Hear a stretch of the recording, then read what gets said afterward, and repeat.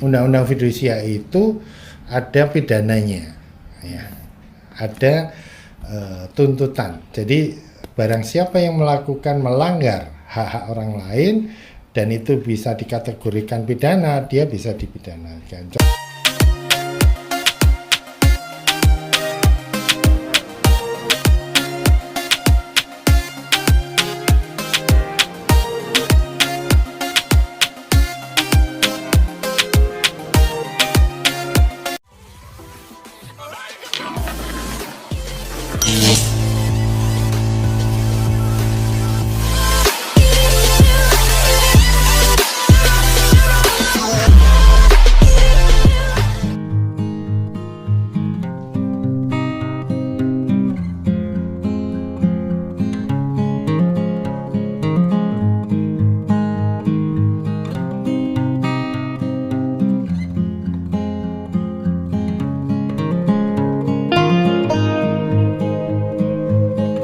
Kembali kepada ini Pak, ketika gimana? tadi diambil kuncinya oleh oknum tertentu tadi dari pihak debitur sendiri juga bisa dibenarkan atau diperbolehkan melaporkan balik dari oknum tersebut, bisa Pak ya? Karena Bisa, karena itu perampasan. Karena kalau mau ngambil itu harus penyerahan secara sukarela, gitu diserahkan. Terus yang kedua, itu harus ada kejelasan bahwa ada surat tugas yang resmi. Oh, ada surat tugas? Iya. Dari oknum tadi atau dari komploter tadi wajib harus menunjukkan identitas surat tugas. Iya, surat tugas. Satu surat tugas. Kedua, dia harus bawa namanya sertifikat fidusia.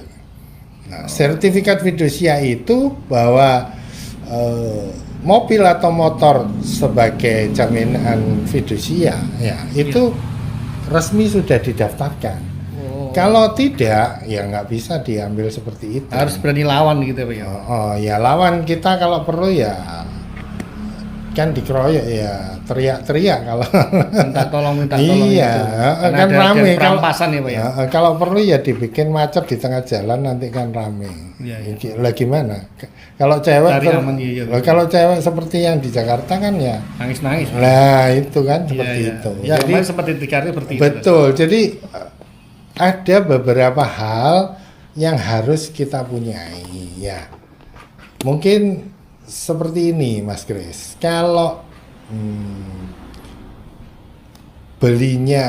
sewa belinya itu baru, biasanya dipasang. Apanya yang dipasang Pak? Objeknya, motor atau itu biasanya dipasang. Jadi pertama itu ada namanya akta fidusia dulu. Setelah akta fidusia sama notaris, kita hubungannya dengan notaris yang punya link ke Kumham. Nah, didaftarkan di Kumham, maka keluar namanya sertifikat fidusia. Nah, dengan ira-ira demi keadilan, nah itu mempunyai kekuatan eksekutorial sama dengan putusan pengadilan yang berkekuatan tetap. Tapi bukan berarti dengan membawa itu langsung kita cegat ambil. Nah, kita kan nggak tahu. Maksudnya itu abal-abal atau enggak. Sama yang seperti di Jakarta, ternyata surat tugasnya semuanya palsu. Palsu dan tidak jelas semuanya. Nah, itu kan sangat bahaya dan merugikan masyarakat pada umumnya, seperti itu. Jadi itu kalau baru. Satu lagi Mas Kris, kalau yang lama itu biasanya jarang didaftarkan. Maksudnya kan pihak leasing, pihak pembiayaan itu atau bank juga bisa, atau koperasi itu kan juga bisa menerima seperti itu kredit kendaraan bermotor. Nah ya, cuman kadang-kadang kalau bekas itu biasanya nggak didaftarkan. Oh gitu ya Pak. Nah, itu satu. Terus yang kedua biasanya, nah ini biasanya kalau macet baru didaftarkan. Kalau macet baru. Tadi kan telat terlambat 3 bulan. Nah itu baru didaftarkan. Nah mungkin Mas Krisyan, apa sanksinya gitu ya? Apa kekuatannya? Kalau macet baru didaftarkan, maka kekuatan sertifikat fidusia itu tidak jelas, tidak kuat. Jadi sertifikat fidusia itu harus didaftarkan seketika itu. Pada waktu perjanjian pokoknya ditandatangan, mungkin ada jeda 7 hari sampai 30 hari lah ya. Tapi kalau macet setelah 1 tahun didaftarkan, oh macet ini baru daftar, nggak bisa. Kita sebagai debitur bisa mempertanyakan keabsahannya karena prosedurnya tidak betul. Nah, gitu. Ya. Mungkin ada tip-tip Pak, mungkin ketika tadi kan kita udah tahu salah satunya adalah bikin rame aja lalu lintasnya biar minta tolong dan ini kan ya, betul kan.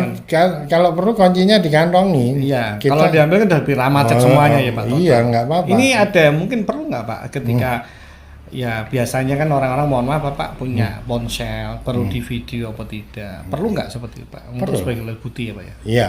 Jadi kita dengan era IT yang canggih ini kita boleh memvideo seperti yang kemarin artis di Jakarta itu kan di video terus. Iya. Nah kita tahu apa bentuk wajahnya pelakunya itu kan gampang. Terus di video semuanya itu bukti ya.